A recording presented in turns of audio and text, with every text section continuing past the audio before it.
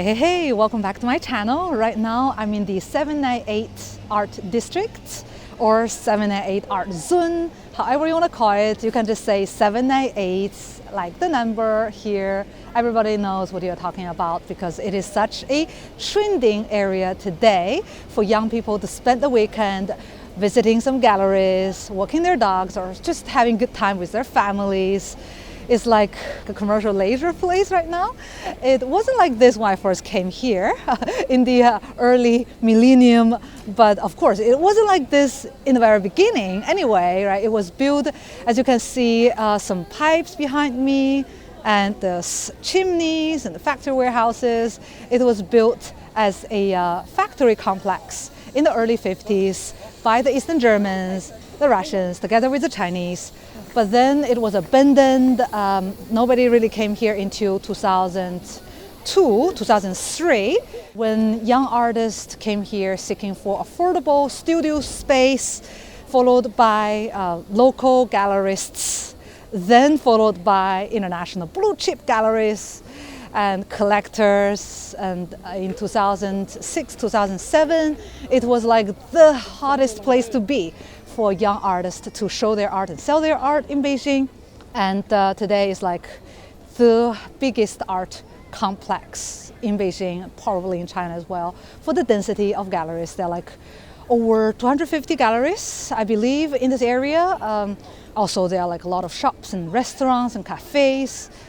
Just how vivid this place is, it really surprised me. I haven't been living in China for like the last 15 years. So coming here also, it brought back a lot of memories. In 2005 into 2009, I was active in this area. I was doing my undergraduate at that time. I wasn't an artist, and I was just helping artist friends, making shows, translating for them. I made a lot of friends, lifelong friends in this place, and this is where my early adulthood were made and where I got the idea of what was contemporary art in China. So visiting this place once again, it's not just showing you what's going on in 2024 in 798, but also like personally for me, it's a rediscovery. So besides this video, I will be also writing an article on our website. I'll leave the link in the description below if you want to read some more in-depth information about the Beijing art scene. So let's visit some galleries. Self-driving vending machine cars. A few days ago when I came here, it was still being painted, and now all done. The first stop, Hyundai Motorstudio, Beijing. This is one of my favorite space in the 798, not because of the exhibitions, but those books. You can pick up an art book and read in this nice cozy seating area, or have something to eat or drink at the cafe on the ground floor. Going upstairs, you can visit the exhibitions for free. This current exhibition is titled Metamorphic Ecosphere, and there are some installations, new media, and video art, whatnot. It's about the relationship between human and nature, which is quite predictable because the goal of this center is to promote sustainability through art, according to their website. What can I say? Maybe there is a slight bit of art wash there, but why not? It is still a lovely place to visit. Oh, by the way, just to be clear, I'm not paid by anyone to say anything, so this is not an advertisement. I know it does not sound like, right? For Hyundai or for any other art centers featured in this video, we are an independent art project. We only receive money from our lovely patrons on our Patreon page. Here, I would like to give a big shout out to our patrons. Thank you very much for your support.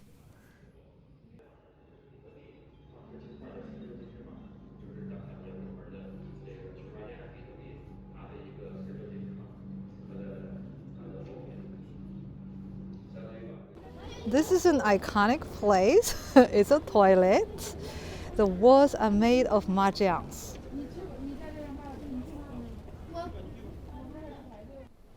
Now let's visit some art exhibitions. I'll just enter any place I see. I will not sort by years of establishment or levels of importance. I'll just walk randomly around and enter any space I feel like. Zero Art Center is one of the old spaces of 7&8, opened in 2003, I believe. Let's get inside and see. This space here is an art store of merchandising from an artist called Mr. Li Xiangqun. He's the artist. And look at the little one, so cute. I just saw it on the road, like when I was driving past Wangjing area. And there's some sculptures, quite, involves a lot of nudity, as you can see here as well. So what they did was to cover it up with a piece of textile to avoid being inappropriate for the general public, just like in the films.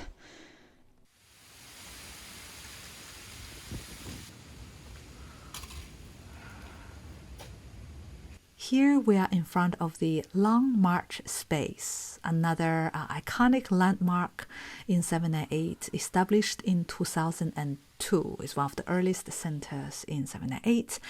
And in 2005, it moved to this current location, which was previously a cafeteria for the factory workers. It can feed up to 4,500 workers, so you can imagine it's a huge place. Currently, there is an exhibition called From Paper to Paper, so works on paper. On their social media, I read that there is another exhibition going on in their new experimental space at the back of the same building. So I went out of the building and went all the way around, and it was a super windy day, super cold, and that's why you don't see a lot of people outside. And the exhibition is called Me for You and Fun for Me, funny name, by artist group mollyrainmore.org, a fictional artist name. The group consists of two artists. They are a cute couple, a young couple, and the exhibition is very eccentric. You can see, you open the door, then you find yourself in front of a long corridor, then you open another door, you're in a small room with the artist and a massage bed, and you lay down on the bed and you put on a pair of headphones, you close your eyes and listen to some sort of meditation music, which is carefully composed by the artist. So it's like an audio soundtrack with music and voice, very soothing. And just before falling asleep, the music ended and I woke up. I was like half asleep already, and I came out of this maze, again, like doors and corridors, and it was a super fun experience.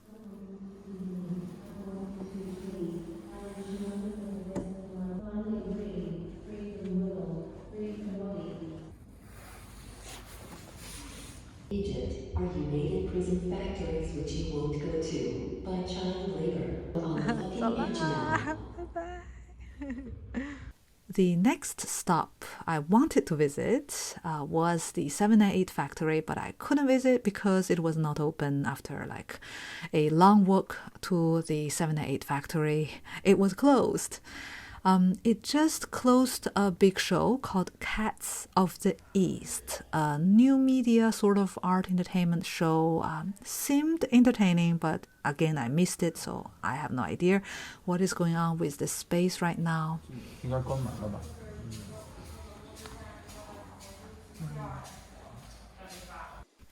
And now we are at the Tokyo Gallery / Beijing Tokyo Art Projects, aka BTAP. There is an exhibition of a Japanese artist, Hiroto Kitagawa, who mixed Japanese figures with Italian techniques. Tokyo Gallery was founded in Tokyo in 1950, and this Beijing chapter was founded in 2002. just like Long March is one of these early galleries. If I remember correctly, it was like the first foreign gallery in 798. They kept the original Maoist slogans on the ceilings. If you read Chinese, you know exactly what it's talking about. If you don't know, then don't bother to translate because it's beyond words. Coming out of the Tokyo Gallery, I went around a bit lost and not knowing what to do or where to go. I randomly came into this Dinghuo Art Gallery. I have never heard of this place before, so I assume it's kind of relatively new, like after I left China. Because I came to this area like 1,000 times when I was here, and I did not remember a place called Dinghuo. They are showing an artist named Sun Bo Wen, an artist born in 1938 and passed away in 2003.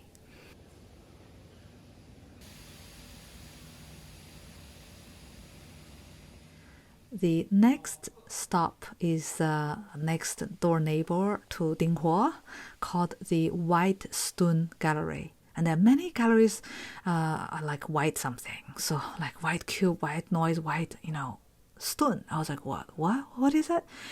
So I got a bit confused. Then I read that it's an old Japanese gallery founded in 1967 in Tokyo, then expanded to many other cities, and this Beijing space was opened this year in May 2023. Now we're at December 2023, so it's quite fresh. And they're having a show called Vortex of Silence by artists Katsuyoshi Enokuma and Sonic Kwon and Liu Ke. HdM Gallery. I believe the name came from the initials of one of the founders, Adrien de Montferrand. Sorry about my Spanish accent. He's a French art dealer, so in French, H does not pronounce, so it will be like ADM instead of HDM actually, but anyway, HDM sounded better, I think. It was opened in 2009, but it was closed by the time I got there.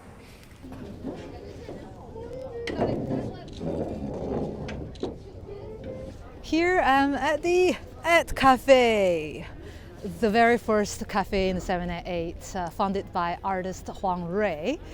I remembered first coming here in 2004, 2005, like, oh my God, it has been such a long time. But when I see this place, it feels like I'm young again. At Cafe just celebrated its 20-year anniversary, and it's not just a cafe, it is my memory, it is my early adulthood, it's a place for artists to exchange ideas. Many great projects were born here.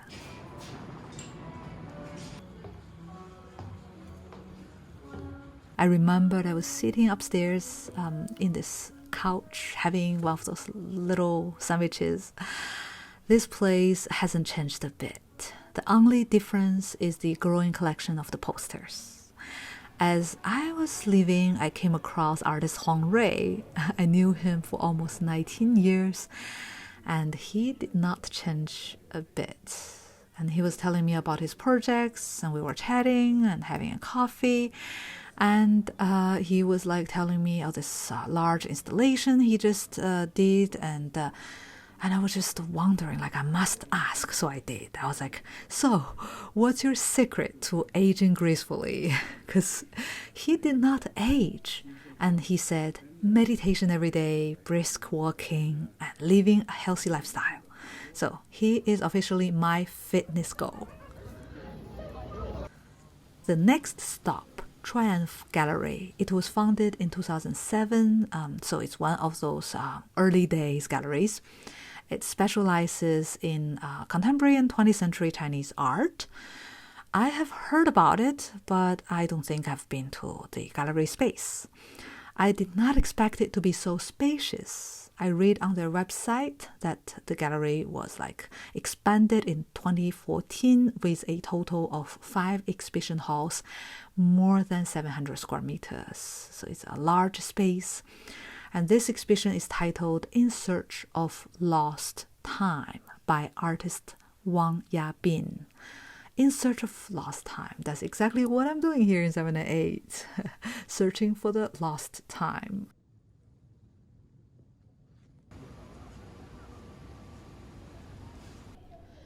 Double Gallery. I thought it was Double Trouble Gallery. Wow, nice. It's a new gallery founded this year. It's a super cute, very neat layout. Loved it. The gallery office is hidden in the back, so you can't see what's happening in the front, and from the front you cannot see what's happening in the inside. And this is rather unusual in 798 because it's super busy for security reasons. Usually like the office is up front, but why not? It's kind of neat because, you know, visually you just see art and white walls. Double Gallery.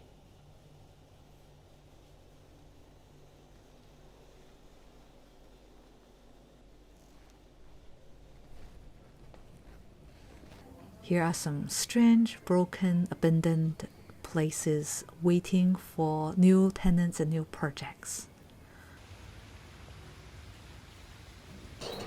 Gallery.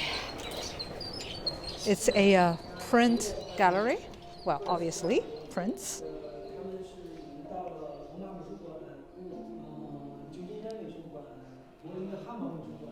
Nice.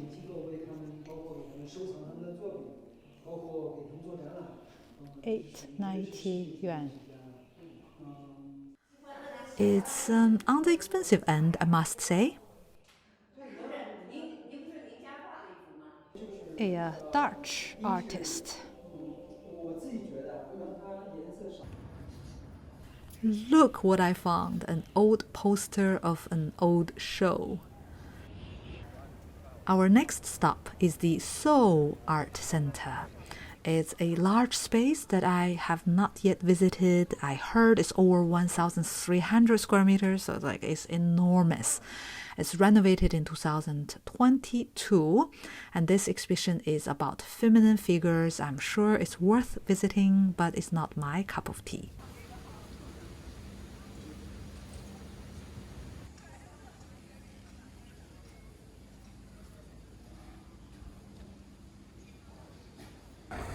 Look at those nice Bauhaus-style buildings. Goethe Institute. Work, live, 干活.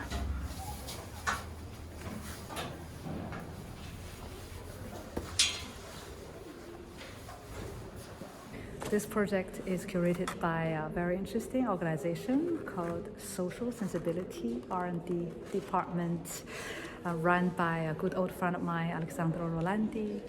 We met in 2005, I believe, in 798. So this is like the place where I met most of my artist friends. And over the last 15 years, we both developed our own projects. And this is a beautiful project. He collaborates with factory workers to basically develop their own art as a way to release pressure, release work-related kind of like stress. So it's a beautiful project with beautiful results. 그리고 공감하기 쉬울지도 모르겠어요.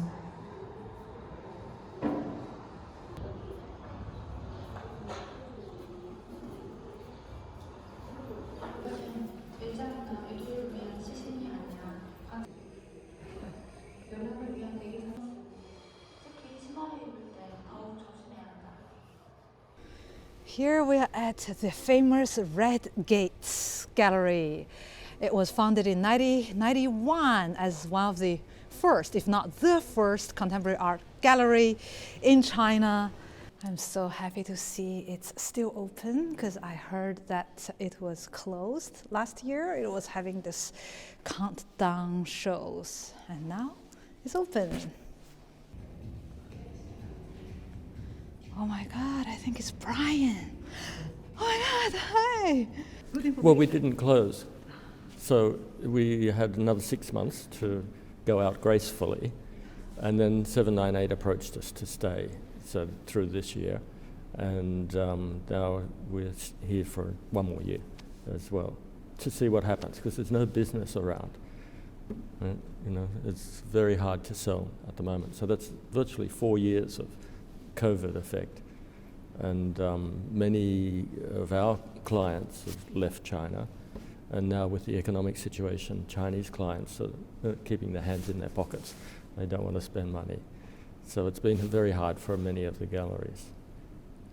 So we'll just see what happens during next year.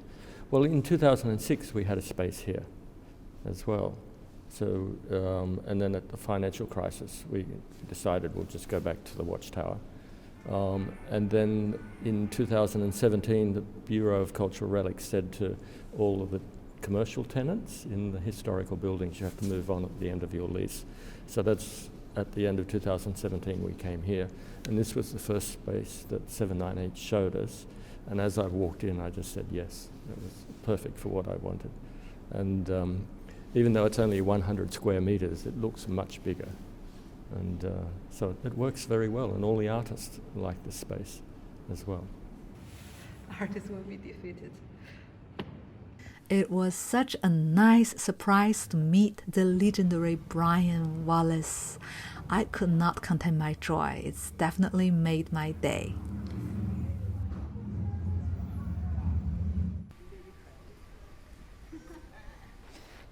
North Korean Cultural Center. How exotic. One of the things I found nowadays in the 798, a lot of galleries are charging a small fee from $5 to $10. I mean Chinese bucks. Like this you see here, so that they are not overflowed by the tourists. It's not good or bad, it's just different, because usually you see galleries, they don't charge a fee to enter, but those in 798 they do, so it is what it is. Bahrain is an island country in West Asia situated on the Persian Gulf. I did not expect to see it here. Now we're at the Wonderland Gallery. There is a group show titled The Hidden Verses. I think it's a brand new gallery, one of the newest I visited in this video, because its WeChat account was registered in August 2023. According to its social media, the space is for art films, especially documentary films and performances. That is super nice. I'm happy to see some fresh, young blood joining the 798 family.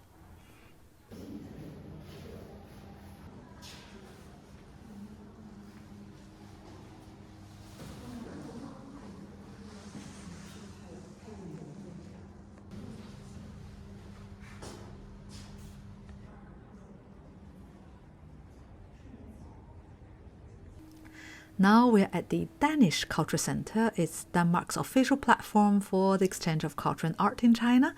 It was founded in 2015, and it had hosted lots of interesting events ranging from screenings to artist talks to performances. After checking their website, I think this current exhibition is like probably the least interesting show for me personally, because I don't want love. I want revenge. It's too loving and sweet for me.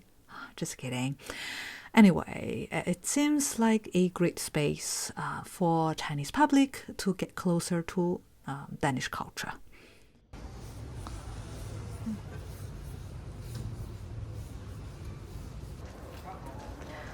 Persian Culture Center, well, different cultures all come here in the 798 to, exchange.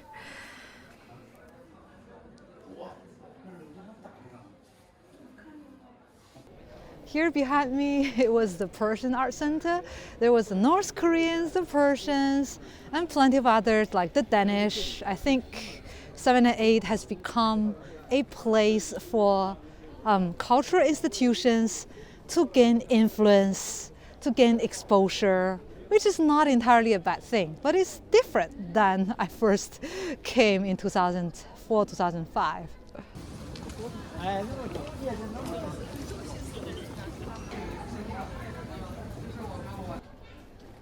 Asia Art Center.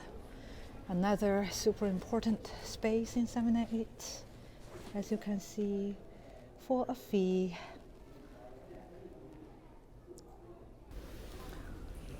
This is another example. So there are two kind of spaces in the 798. You have the free spaces to visit, and you have paid to enter, and you have the commercial space, and you have the not-for-profit space, and you have the art space, and you have the entertainment space, all different kinds. Yellow Korner is a Parisian print gallery, but it's dark. Let's get inside and see what is going on. Super dark. There's no artificial illumination, so it's just natural light coming from the window. The sun is setting. I'm afraid the Yellow Korner will soon lose all the light. There is a note saying electric wiring reparation, but it has been like this for days. I wonder what really happened. Maybe it's more complicated.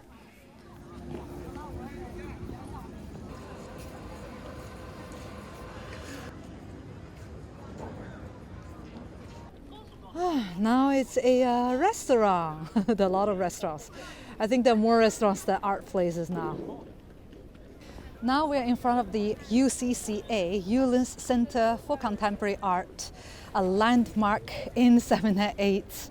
In 2007, when it was first being built, I remembered watching it grow and thinking about, the future of 798 is going to be a great place full of cutting-edge, bleeding-edge art museums and galleries. And finally, today was not like how I envisaged, but how I envisaged was not important. More importantly, people enjoy this place and it's actually being used. And that's, I'm not a resident of Beijing anymore, so let the locals decide how they want to use the space. UCCA is a great space to visit, but today I don't want to talk about the exhibitions because I didn't go inside yet. I made a video about one of the exhibitions in 2021, I believe, 2 years ago when I visited China. So you can watch that video if you're interested in knowing more about it. But today I want to talk about the rent dispute issue. I heard news, scandals, about the management company wanted to grow 40% rent for this center, and Ullens refused to pay that much, and the management cut electricity for months, and it was like such a big scandal in 798. I mean, scandal not like in the bad way, because I think it's about negotiation of prices, and by all means, if they can settle between the two, nobody else is in the power to say anything else. But I want to talk about this because I also asked about the rent issues to other gallerists. I got two contrasting opinions. Like smaller galleries that did not ask for a fee to enter, they were like, oh, they gave 6 months free rent, they were really nice to us. Like Brian was able to stay because they gave him a rent break, right? And Ullens got this problem with growing rent, and I think it's mainly because Ullens asked for a fee, not a small one actually, a fairly large amount of fee for the entrance ticket. And maybe that is the reason the management didn't want to give him a break, give it a break because of that. I'm not entirely sure, but one thing that I think everybody could agree is that it's more and more expensive to maintain a space in this area, and many artists and gallerists had to make this difficult decision in the coming years, to stay or not to stay in the 798. And for the commercial spaces like stores and restaurants, it was okay because they didn't need a lot of space. And even though it was expensive, they could just raise the price, and there's still a lot of people coming here, and they could still break even make a profit. So that was not exactly the issue. And for the non-commercial spaces, like for the marketing kind of branding spaces, like the one behind me, Hyundai, that's okay because they've got the money to pay for it. So Finally, the difficult choice to be made is for the smaller art galleries and independent artists. It's going to be really hard for them to remain 788. Well, now we visited over 20 art spaces together in this video. Hope I was able to give you an impression of 788. I will also make another video on Songzhuang Art District, the successor of 798. The rising rent drove the majority of artists away over the years. As a result, they just came to Songzhuang instead. So Songzhuang is like the 798 back in the early days. It's a beautiful sunny day, but sun is setting. I would call it a day. Thank you very much for watching this video until the end. If you like this video, don't forget to give a like. That would help the algorithm to get us discovered. Yes, help us to get discovered. That would help a lot. Thank you very much. And in the next video, I would like to talk about how to show your art and make art exhibitions in China as a foreign artist. So if you're interested, don't forget to click subscribe button below. And for those of you who don't know us, we are an independent art project based in Madrid, Spain. Besides this art channel, I also have a Chinese channel. We also have an art blog and also an office/artist residency in Madrid. So if you're interested, don't forget to click the description below and learn more about us. Thank you very much for watching this video. See you in the next.